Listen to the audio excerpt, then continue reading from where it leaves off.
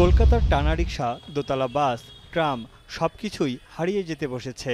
1876 সালে শহরের কলেজ স্ট্রিটে প্রতিষ্ঠিত কফি হাউস আজও টিকে আছে তার আপন ছন্দে। 8 থেকে 80 নানা বয়সী মানুষের পদচারণায় মুখর কফি হাউস বা ইন্ডিয়ান কফি হাউস। বিদেশি পর্যটকরাও এই কফি হাউসে প্রিয়জনদের সঙ্গে নিয়ে মেতে ওঠেন আড্ডায়। কালের বিবর্তনে খাবারেও এসেছে ভিন্নতা। বুদ্ধিজীবী থেকে ছাত্র সমাজ সবার আড্ডার কেন্দ্রস্থল এটি। অপর্ণা সেন, সুনীল গঙ্গোপাধ্যায় সহ গুণী সব মানুষের আসা যাওয়া ছিল এই কফি হাউসে।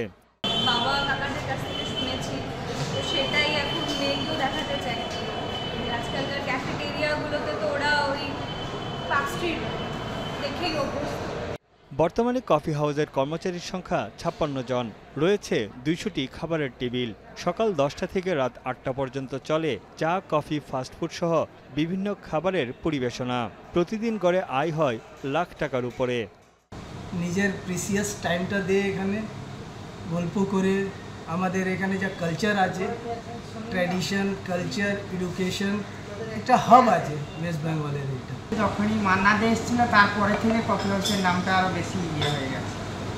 আর এখানে প্রেসিডেন্সি কলেজ আছে, ইউনিভার্সিটি আছে, ছাত্রছাত্রীরা আসে এখানে আমাদের।